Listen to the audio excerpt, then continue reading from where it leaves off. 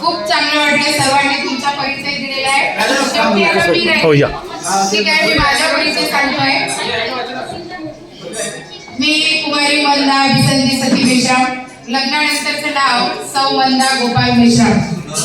मी माझा परिचय सांगताना विशेष सांगेन, माझं लग्न 2000 झालेलं आणि 2010 जेव्हा डीएड करायला आली तेव्हा मला 3 मुलं आहेत, 2 मुली आणि 1 मुलगा.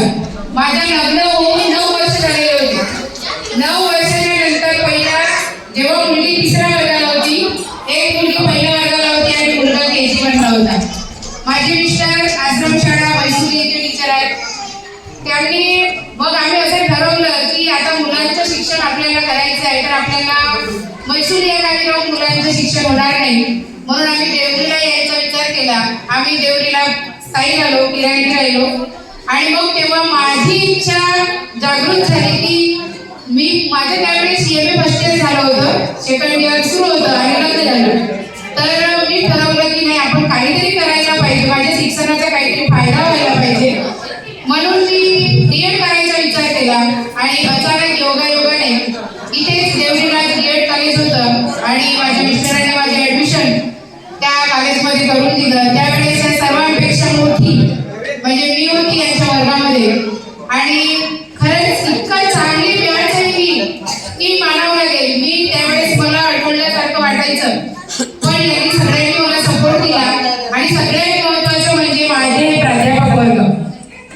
मी केव्हाच विसरणार नाही. 9 वर्षाच्या नंतर जेव्हा मी पहिल्यांदा कॉलेजमध्ये गेली, कधी वाटलंही नव्हतं की मी बरोबर हे जे मुलं आलेले होते हे 90% घेऊन आलेले होते. 90%, 80% 12वीला घेऊन आलेले विद्यार्थी होते आणि मी जुन्या काढायची होती की माझे फक्त 56% होते. मी 56% येणारी आणि 90% येणारे आणि DEDला नंबर लागणार. एवढ्या हुशार मुलांमध्ये मी कशी काय टिकणार असं मला वाटलं होतं, परंतु माझ्या या प्राध्यापक लोकांच्या मार्गदर्शनामुळे आणि माझी जी जिद्द होती, कदाचित त्या जिद्दमुळे का असेना पण मी फर्स्ट आली DED मधून आणि क्या बात आहे, क्या बात आहे, बढिया. आत्मविश्वास होता तो आणखी वाढत गेला आणि हे वाढवण्यामध्ये माझ्या प्राध्यापक लोकांचा खूप मोठा वाटा आहे. सर गिरेमुंजे सरांनी मला सांगितलं होतं शिकवताना, जेव्हा जी वेलांटी आम्ही मराठीत शिकलो होतो की पहिला अक्षर असायचा ती वेलांटी लहान असायची. मी नेहमी जीवन लिहिताना वेलांटी लहान द्यायची.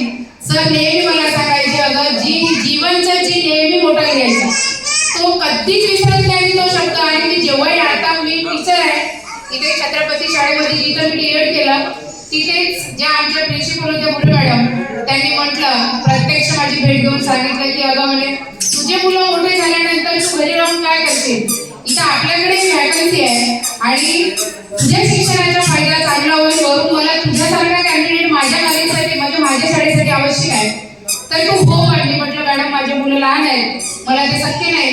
पण नाही बाई काही होत नाही, तुम्ही हो म्हणा, फक्त समोर तुम्हाला चांगलं वाटेल की जेव्हा मुलं मोठे होऊन बाहेर जातील तेव्हा तुम्ही तुमच्या ह्या व्यवसायामध्ये गुंतून असाल. माझ्या मिस्टरांनी मला खूप साथ दिली आणि मी आज प्रायमरी टीचर म्हणून त्याच शाळेमध्ये कार्यरत आहे. आणि जेव्हा शाळेमध्ये असताना मॅडम म्हणायच्या, मॅडम इंग्रजी शिकवत होत्या, सांगते सर मॅडम की जेव्हा इंग्रजीची युनिट टेस्ट झाली होती त्यावेळेस मी आर्टचे विद्यार्थी आणि एवढ्या मिस्टेक व्हायच्या मॅडम, स्पेलिंग लिहायला द्यायच्या आणि एवढ्या मिस्टेक माझ्या व्हायच्या. मॅडमने मला म्हटलं होतं, सजीवेश्वरामध्ये वाटत नाही तुझ्याकडून एवढ्या चुका होतील, असं वाटलं नव्हतं, कारण जे त्यांच्या पाहण्याचा जो दृष्टिकोन होता तो छान होता. पण मी अपेक्षा म्हणून केला होता की मी खूप चुका केल्या होत्या, म्हणून मग मॅडमने म्हटलं मला की मला वाटत नाही की तू एवढ्या चुका करत असाल तुम्ही एवढ्या. तर मला मॅडम तेव्हापासून ते जे इंग्रजीचं आहे ते मी इंग्रजीकडे विशेष लक्ष दिलं आहे आणि आज इंग्रजी सब्जेक्टच मी शिकवत आहे. इंग्लिश मधून असतो EVS पण मी शिकवली 4 वर्ष आणि आता इंग्लिश 4ही वर्गात इंग्रजी मी घेते. तर तेव्हा तुमची मला आवर्जून आठवण येते. गिरीमध्ये जर तुम्ही नव्हत्या, तुमचा जी मी अजूनही विसरली नाही. तुम्ही मला सांगितलं होतं जीवनचा जी हा कॅपिटल लिहायचा, तो अजूनही विसरलेला नाही. माझे सर नेहमी मला मदत केली. सुरुवातीला जेव्हा लेसन प्लॅन वगैरे एकच वर्ष शिकवलं आम्हाला फर्स्ट इयरला, एवढं वाईट वाटलं जेव्हा हे सोडून गेले की आम्हाला समजणारे सर होते आणि असं वाटलं होतं की सर 1 वर्ष थांबावं अशी खूप मनापासून इच्छा होती, पण शेवटी सर थांबले नाही, आम्हाला सोडून दिले आणि गेले. आणि मग माने सर गेल्यानंतर आपल्याला इडाम सर आले.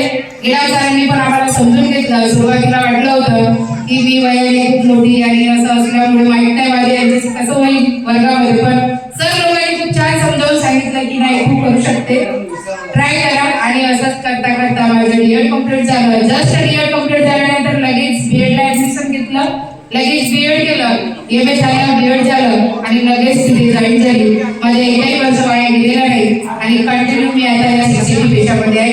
आणि तुम्हाला सर्वांचे खूप खूप धन्यवाद सर.